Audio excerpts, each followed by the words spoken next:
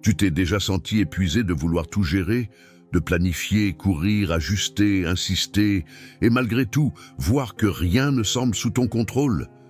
Peut-être que c'est exactement là que tu en es en ce moment.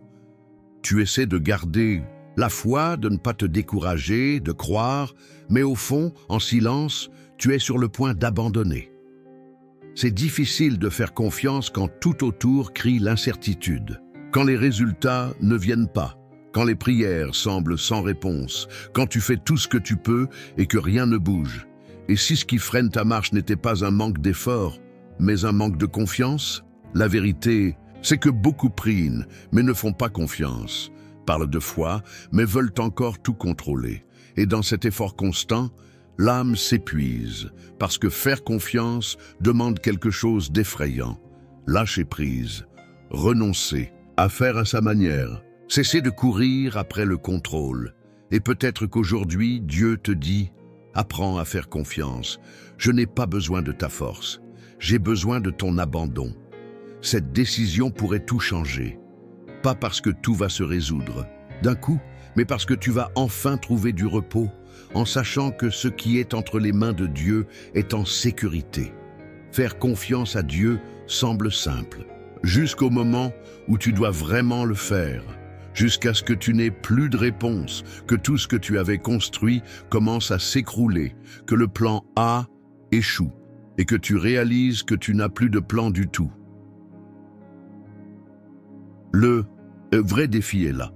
Apprendre à faire confiance quand faire confiance est la seule option. C'est facile de dire « je fais confiance à Dieu » quand tout est sous contrôle. Mais quand les portes se ferment, quand le diagnostic tombe, quand la réponse n'arrive pas, la vraie confiance est mise à l'épreuve. Peut-être que tu vis cette tension. Tu crois en Dieu, tu aimes Dieu, tu pries. Mais au fond, tu essaies encore de tout régler par toi-même. Tu te fais encore trop de soucis, tu perds encore le sommeil, tu portes encore des fardeaux qui ne sont pas les tiens. La confiance que Dieu attend n'est pas théorique, elle est pratique. C'est celle qui t'apprend à remettre avant même, de comprendre, à espérer avec foi, même sans garantie, à rester en paix au milieu du chaos. Mais pourquoi est-ce si difficile? Parce que faire confiance, c'est perdre le contrôle. Et la plupart d'entre nous a été formés pour tout contrôler, les émotions, le temps, les résultats, les gens. Et quand ce contrôle nous échappe, on panique, comme si la vie partait à la dérive. Mais voici une vérité qui peut te libérer. La vie n'a jamais été entre tes mains. Et tout ce que tu essaies de tenir, Dieu ne peut pas le diriger. Il veut t'apprendre à faire confiance. Mais d'abord, tu dois reconnaître où tu t'appuies encore sur toi-même et lâcher prise. Faire confiance à Dieu n'est pas un simple conseil pour se sentir mieux. C'est un principe spirituel puissant, solidement ancré dans la parole. Et lorsqu'on le vit de manière réelle, il transforme complètement notre façon d'affronter les défis de la vie. Dans Psaume 37, 5, il est écrit « Remets ton sort à l'Éternel, mets en lui ta confiance, et il agira. » Cette promesse suit un ordre clair. D'abord, remettre, ensuite faire confiance, et alors Dieu agit. Mais beaucoup inversent cet ordre. Ils veulent voir Dieu agir d'abord pour ensuite faire confiance. Ils veulent une garantie avant la foi. Mais ce n'est pas ainsi que Dieu agit. Il travaille avec ceux qui font confiance avant de comprendre, avec ceux qui remettent avant de vouloir tout contrôler. Remettre ne veut pas dire abandonner. Cela signifie reconnaître que Dieu sait mieux, qu'il voit plus loin, qu'il comprend le temps, le processus, les cœurs, les connexions, tout, ce que toi, tu ne peux pas voir maintenant. Cette remise active la confiance, et cette confiance ouvre la porte au surnaturel.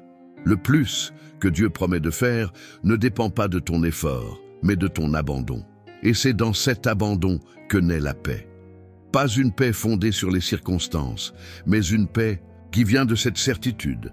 Mon chemin est entre les mains d'un Dieu qui ne faillit jamais. Es-tu prêt pour cela? Parce que Dieu ne peut conduire que ceux qui choisissent de faire confiance. Et cette décision, elle t'appartient. Peut-être que Dieu attend depuis longtemps que tu fasses ce pas. Arrêter de vouloir tout contrôler et commencer réellement à faire confiance, parce que faire confiance est un choix spirituel, un abandon conscient qui dit, même sans savoir ce qui va se passer, je sais en qui j'ai mis ma foi. Et c'est dans cette décision que la foi grandit. Elle mûrit quand tu continues malgré l'incertitude, quand tu obéis sans ressentir, quand tu restes fidèle même si ce que tu as demandé n'est pas encore visible. Dieu t'appelle à une foi plus profonde, une foi qui ne dépend pas des émotions, mais de la conviction, une foi qui ne demande pas d'explication, mais simplement l'obéissance. Mais cela ne se produit que lorsque tu choisis de lâcher le contrôle. Et soyons honnêtes, c'est l'une des choses les plus difficiles à faire. Parce que faire confiance à Dieu, c'est admettre que tu ne sais pas tout, que tu ne peux pas tout, que tu ne comprends pas tout. Et malgré cela, te reposer. C'est là que naît la véritable force spirituelle. Quand tu cesses d'être celui qui veut tout résoudre et que tu prends ta place de fils, un fils qui sait que le Père veille, que le Père pourvoit, que le Père guide. Alors aujourd'hui, voici l'invitation. Cesse de résister et commence à faire confiance. Ne te fie pas à ce que tu ressens, ni à ce que tu vois. Fais confiance à ce que Dieu dit. Fais confiance à ce qu'il a déjà promis. Fais confiance à cette fidélité qui n'a jamais échoué. Dieu est prêt à faire le plus. Mais d'abord, il veut ton oui, ton cœur tout entier, ton abandon sans réserve. Parce que quand tu apprends à faire confiance, tu arrêtes de vivre dans la peur et tu commences à vivre avec un but. Faire confiance à Dieu au quotidien ne veut pas dire attendre un miracle chaque jour. Cela signifie garder ton cœur ferme, même quand rien ne semble bouger. C'est dans le silence des petites décisions que la foi se révèle la plus authentique. Quand quelque chose t'échappe, quelle est ta première réaction? Tu paniques ou tu inspires profondément en disant « Seigneur, je te remets cela ». Quand une porte se ferme, tu te plains ou tu comprends que Dieu t'a peut-être protégé de quelque chose que tu ne voyais pas. La vraie confiance se manifeste quand tu choisis de réagir autrement. Quand l'anxiété veut t'envahir, mais que tu réponds par la prière. Quand la peur frappe, mais que tu déclares que Dieu reste fidèle. Quand tout semble partir en vrille, mais que tu refuses de quitter ta position de repos. Peut-être que tu pries pour recevoir une direction, mais tu agis encore par impulsion. Peut-être que tu dis que tu fais confiance, mais tu as déjà préparé un plan au cas où Dieu ne ferait rien. Cela révèle où ta foi est réellement placée, dans ton propre contrôle ou dans le sien. Faire confiance, c'est attendre alors qu'il serait plus facile de fuir. C'est rester tranquille alors que tout en toi veut agir. C'est faire ta part avec responsabilité, mais remettre le résultat entre les mains de Dieu. Et cela commence avec des habitudes simples. Comment tu commences ta journée? Ce que tu te dis à toi-même, ce que tu médites en silence, ce que tu déclares à propos de ton avenir. Car celui qui fait confiance ne se nourrit pas de peur. Il se nourrit de la promesse. Alors, regarde ta routine avec honnêteté. Est-ce que tu vis comme quelqu'un qui fait confiance ou comme quelqu'un qui essaie de tout contrôler avec une apparence de foi? Quand le chemin semble long, incertain ou trop lourd, ce sont les promesses de Dieu qui te gardent debout. Ce sont elles qui te rappellent que faire confiance, ce n'est pas avancer dans le noir. C'est avancer guidé par celui qui voit tout avec clarté. L'une des promesses les plus puissantes se trouve dans Ésaïe 26, 3. Tu garderas dans une paix parfaite l'esprit qui s'appuie sur toi, car il se confie en toi. Cette paix parfaite ne vient pas de l'absence de problème, elle vient de la confiance. Quand tu choisis de faire confiance, Dieu choisit de garder ton esprit, ton cœur, tes pas. Et une autre promesse résonne avec force dans Jérémie 17, 7. Béni soit l'homme qui se confie dans l'Éternel et dont l'Éternel est l'espérance. Regarde la profondeur de cette parole. Il ne s'agit pas seulement de faire confiance à Dieu, mais d'avoir Dieu lui-même comme source de ta confiance. Autrement dit, même si tout autour de toi échoue, ta foi reste solide, car elle repose sur celui qui ne change jamais. Peut-être que tu es fatigué de faire confiance aux gens, au système, à tes propres stratégies et d'être déçu. Mais Dieu ne t'a jamais demandé de compter sur toi-même. Il t'a appelé à lui faire confiance. Et la promesse est claire. Celui qui fait confiance sera soutenu. Celui qui fait confiance marche en paix. Celui qui fait confiance n'a pas besoin de tout voir, mais sait qu'au bon moment, tout prendra. Sans qu'aujourd'hui, Dieu te rappelle, je ne t'ai pas abandonné. Et pendant que tu me fais confiance, moi, j'agis. Pendant que tu te reposes, moi, je bouge. Pendant que tu attends, moi, je prépare. Faire confiance à Dieu n'est pas seulement une nécessité émotionnelle, c'est une partie essentielle de ton appel. Car tu n'as pas été créé pour vivre prisonnier de la peur, du doute ou du besoin de tout maîtriser. Tu as été appelé à vivre une vie qui reflète la fidélité de Dieu dans chaque détail.